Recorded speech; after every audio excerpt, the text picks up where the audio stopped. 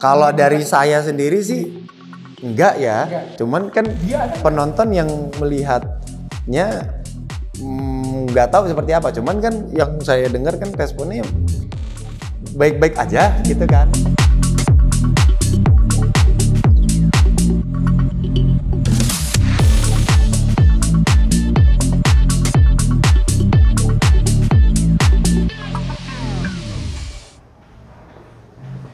Ladies, hari ini saya senang sekali karena akhirnya saya ketemu si anak hilang, Arya Saloka. Maksudnya nomor satu. Enggak lah. Dan dalam 2 tahun terakhir mungkin bukan nomor 1 di Asia Tenggara juga karena jumlah pemirsa banyak banget. Arya, apa kabar Arya? Baik mas, sehat alhamdulillah. Mas Rudi sehat? Alhamdulillah. Rambutnya makin gondrong, iya, makin biar panjang. nyamain lah sama Mas Rudi lah ini lah. Iya. Gimana rasanya kembali setelah beberapa bulan rehat dari Ikatan Cinta? Pastinya senang, bisa balik lagi, bisa ketemu sama teman-teman di sini, bisa bekerja kembali di sini, bisa berkolaborasi bareng teman-teman yang ya mungkin beberapa bulan saya menghilang. Bikin heboh ibu-ibu se-Indonesia pada itu mempengaruhi kesehatan mereka, kesehatan mental terutama. Tapi kan clue-cluenya udah saya kasih sebenarnya, ya kan. Tapi mereka itu kalau di luar ingin membuat sesuatu itu tidak boleh jelaskan loh sebenarnya. Kadang-kadang bahasa. Bahkan ingat nggak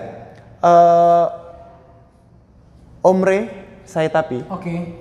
Waktu syuting Captain America. Ada satu adegan beliau udah syuting, adegannya bocor loh. Akhirnya di take out kan. Betul. Iya kan? Kalau di luar tuh bisa sampai seperti itu loh. Makanya juga saya diam 1000 bahasa ya, meskipun saya sempat kasih clue karena kan ya menurut saya seru aja menebak-nebak sesuatu itu, membuat puzzle. Ini apa sih seru gitu ya. Ada orang yang suka menebak atau mencocok-cocokkan puzzle ya. Tetapi ada orang yang ya udah terlanjur merasa kehilangan gitu. Ya, betul. Melihat nggak perkembangan di media mainstream, di sosial media betapa ketika nggak ada Arya Saloka selama sebulan ini? Nggak terlalu. Tapi melihat, tahu, tapi nggak begitu mencari tahu mendalami atau apa bla bla bla itu nggak gitu. Paling kebanyakan dari omongan orang, dari omongan teman gitu-gitu aja sih sebenarnya. Artinya apa Kak? Arya, ketika vakum beberapa bulan, begitu banyak orang yang merasa kehilangan. Di cerita sendiri kehilangan, and then terutama para penggemar sejati Ikatan Cinta juga merasa kehilangan banget. Itu artinya kan bahwa Arya atau Aldebaran di cerita itu dianggap sebagai salah satu tokoh sentral yang sangat penting banget ya. Merasa gimana? Dia sebenarnya tanpa harus tahu bagaimana respon atau reaksi masyarakat yang menonton Ikatan Cinta, mengetahui Aldebaran hilang pun, saya sendiri yang memerankan tokoh pun juga sebenarnya sedih, tapi kan tidak perlu ditunjukkan, ya kan? Sebenarnya perasaan ternyata. Sebenarnya sedih, pasti karena ya sudah 1 tahun lebih, hampir 2 tahun bersama tokohnya juga gitu kan, yang sudah melekat. Bahkan ada beberapa kalau nggak kita sendiri yang ngontrol itu bukan banyak ya, ada beberapa yang memang sudah nempel jadinya ke penubuhan saya. Gitu ya? Iya, ke penubuhan. Saking ininya ya, karena penubuhan. Lebih dari 700 episode. Kalau skenario itu saya waktu itu kalau nggak salah ya 669 atau 670 gitu. 670 ya. Hari terakhir ya. Ya 670 lah mungkin kayaknya. And vakum berapa episode? Berapa bulan? Wah, itu nggak tahu itu. Kalau berapa bulannya? Kalau nggak salah dari April, Mei, Juni, Juli, Agustus, saya baru masuk lagi tuh September. 5 kali ya. Iya, sekitar segitu, 5. Karena itu langsung persiapan Gadis Kretek juga kan sampai Juli baru syuting Gadis Kretek sampai Agustus. Habis itu baru mulai persiapan sini lagi saya. Nanti saya akan tanya soal Gadis Kretek, tapi aku mau tanya dulu soal Icing. Perasaan kembali ke Ikatan Cinta setelah 5 bulan vakum. Ada perasaan-perasaan spiritual atau perasaan apa gitu? Spiritual. Yang pastinya kalau saya Mas Rudi itu menjalani hari-hari atau menjalani sesuatu yang baru. Menurut saya ketika saya masuk ke sini saya menjalani sesuatu yang baru lagi. Meskipun sebenarnya tidak ya. Iya. Tapi kan hari pertama saya kembali gitu-gitu kan. Hari pertama saya bertemu dengan teman-teman kembali gitu-gitu. Terus ya banyaklah yang menjadi sesuatu yang pertama kali lagi saya lakukan jatuhnya kan seperti itu kan. Saya tuh selalu deg-degan. Oh, ada perasaan deg-degan. Selalu ngelakuin sesuatu selalu deg-degan. Mau melakukan sesuatu yang baru tuh selalu deg-degan, apapun. Besar atau skalanya nggak terlalu besar pun selalu sama. Nah, cara menghilangkannya gimana? Ya nggak bisa nggak bisa dijelaskan sih cara menghilangkannya sih gitu. Karena itu akan hilang dengan sendirinya pastinya, akan hilang dengan sendirinya. Saya dari berangkat itu udah deg-degan, udah sampai masuk keluar tol itu udah deg-degan banget. Semakin sini makin deg-degan. Turun sini yang saya lakukan keluar dari mobil. Saya depan mobil cuman menghirup napas panjang di depan situ. Pas banget di depan lobi. Mobil parkir di situ juga kan. Cuman begitu udah tenangin diri, udah jalan, siap-siap syuting. Menarik ya. Seorang yang sangat pengalaman pun manusiawi punya deg-degan. Arya mengalaminya. Dan itu even di kesempatan kedua ya, di hari pertama, kedua, ketiga. Iya. Selama vakum itu? Hari pertama aja sih. Oh, hari pertama. Hari pertama aja. Beberapa jam di hari pertama enggak. Beberapa jam di hari pertama. Oke. Selama vakum masih kontak nggak sama orang-orang IC? Pemain-pemain terutama? Pemain-pemain, bentar. Saya ingat-ingat dulu nih. Enggak. Oh enggak Pak, kan ada grup ini kan, ada grup skenario kan. Grup skenario. Kalau balas di grup apa bla bla bla bla bla itu paling cuman sekali 2 kali waktu awal-awal. Sisanya kan sebenarnya kan saya masih sedikit awal-awal banget itu sebelum persiapan besarnya Gadis Kretek saya masih pantau. Waktu pas persiapan Gadis Kretek itu udah agak saya longgarin. Karena saya harus kesini dulu, kesini dulu gitu. Itu masih kabaran, masih kok kayak teleponan sama Sandy, director tim 2 gitu-gitu. Itu masih kabaran sama director tim 1 gitu tuh masih kabaran, masih kayak ngasih diskusi gitu-gitu kan. Terus ya paling kayak pernah ngobrol sama Sandy cukup lama tuh sampai dari jam 4 sore sampai maghrib lah. Itu ngomongin masalah tolong dijagain yang kayak begini, ini temponya apa dari grafiknya apanya gitu-gitu kan. Terus Sandy juga banyak ada cerita ini nih gimana ya, ini gini gitu. Saya juga tanya ini gimana sih pasien sekarang kok gini bisa diginin nggak gini gitu. Untuk lapangannya sebenarnya, untuk lapangannya.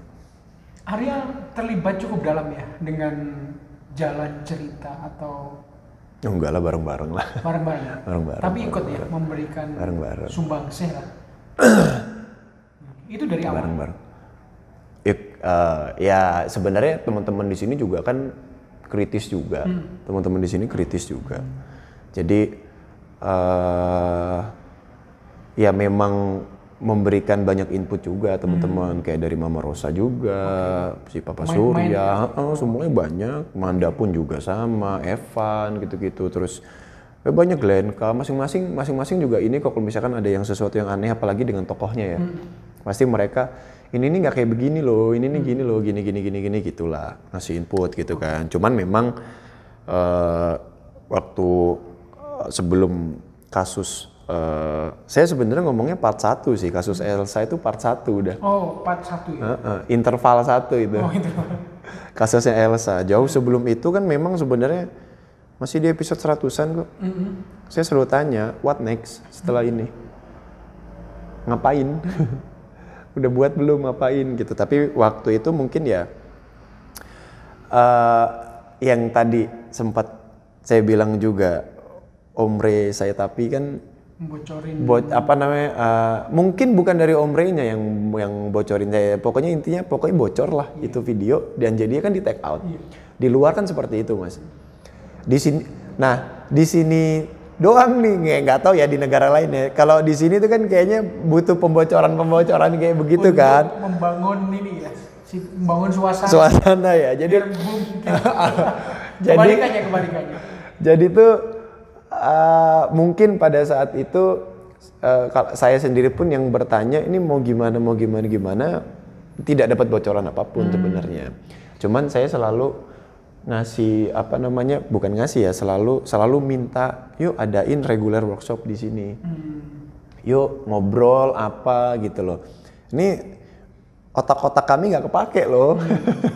Untuk mungkin bisa ada yang ngasih ide bagus atau apa, karena kan diskusi itu menyenangkan, Mas. Diskusi itu menyenangkan, berdebat itu menyenangkan.